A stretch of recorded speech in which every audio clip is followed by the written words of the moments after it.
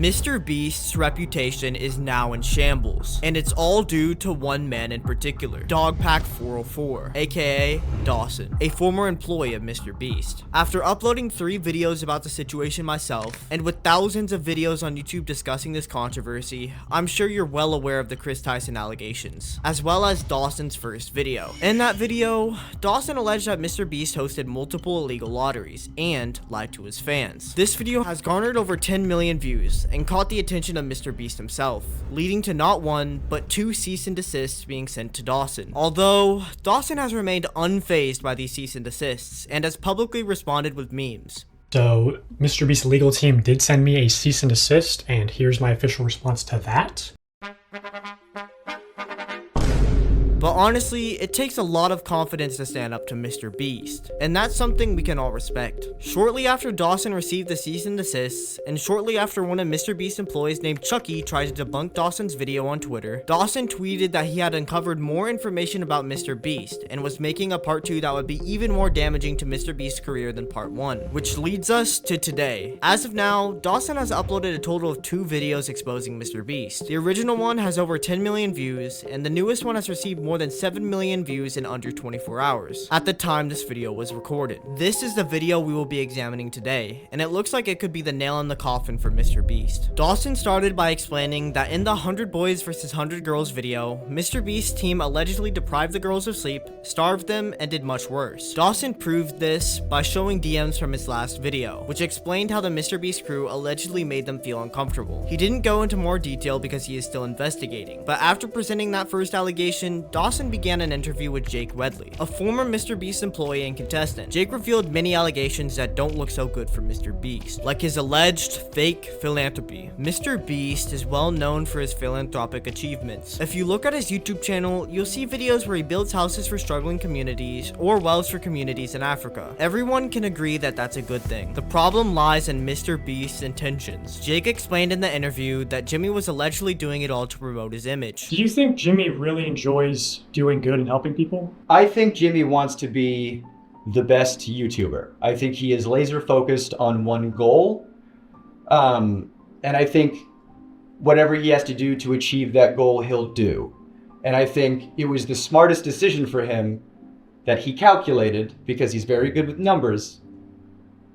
If I donate to charity, people can't say I'm But this isn't charity. Charity is supposed to be selfless. Charity isn't giving a homeless man $10,000 with the camera in his face. Jake explained how he was the main character in a now canceled MrBeast video. The premise was that every day you survived in solitary confinement, you'd get $10,000. But over time, MrBeast would make it harder by introducing challenges and removing things from the room. The pitch is 100 days in solitary confinement.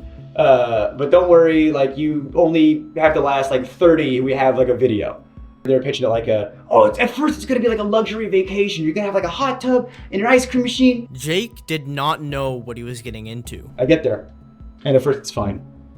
And I mean, they had just freshly painted the set. You could smell it, you know? Which that's probably not good, you know, the smell of fresh paint in your surroundings for the next XYZ time. It looked good on the visual. It looks good on camera. You know, it's movie magic bullshit. It was a terrible facility. I mean, it was in one of the studios. The little thing started to build up. You know, there was like the bug thing wasn't like terrible, but it was a factor. And like at first it was fine, you know, and you're playing it up like, cause you know it's a video. Jake also explained how Jimmy wouldn't turn off the lights because it would, quote, ruin his time lapse.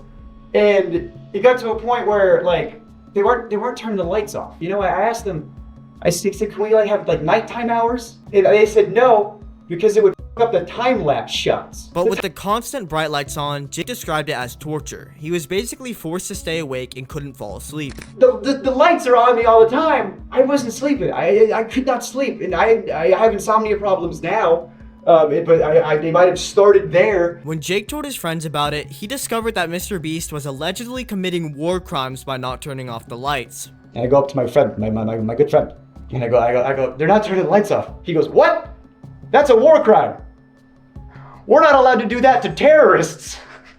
I can't imagine what Jake went through, but I'm glad this information is finally coming to light. Dawson also brings up allegations of MrBeast trashing a lake in the Protect the Yacht Keep It video, and also allegations of some pretty shady internal documents. which we won't cover in this video, but check it out if you'd like.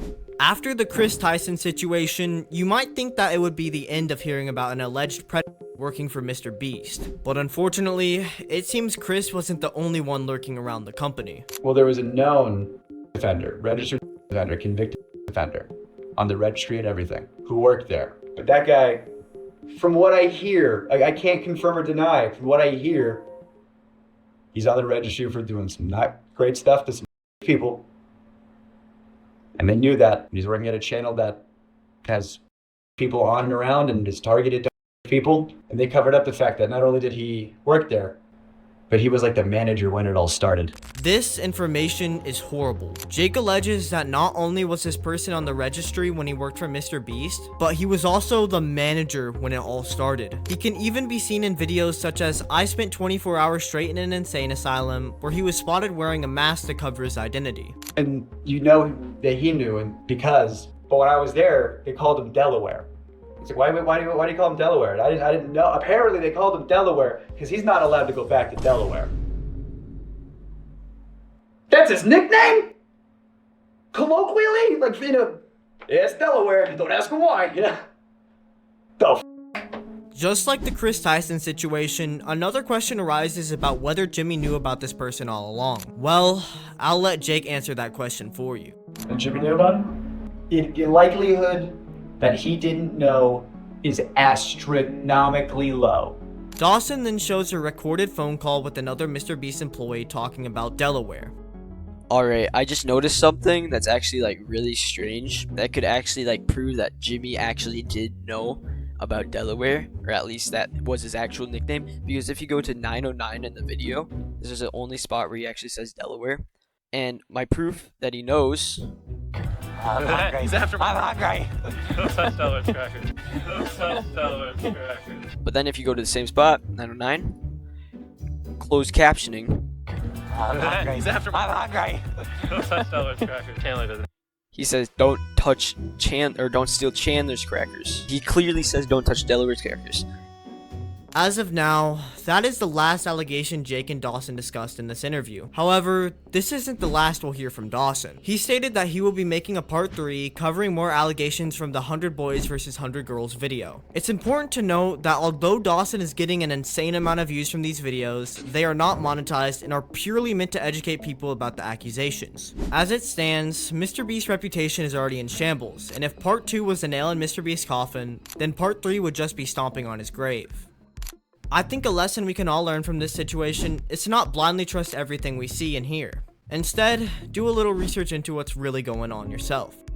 Thank you, Dawson, for these amazing videos and the work you've done to bring this information to light.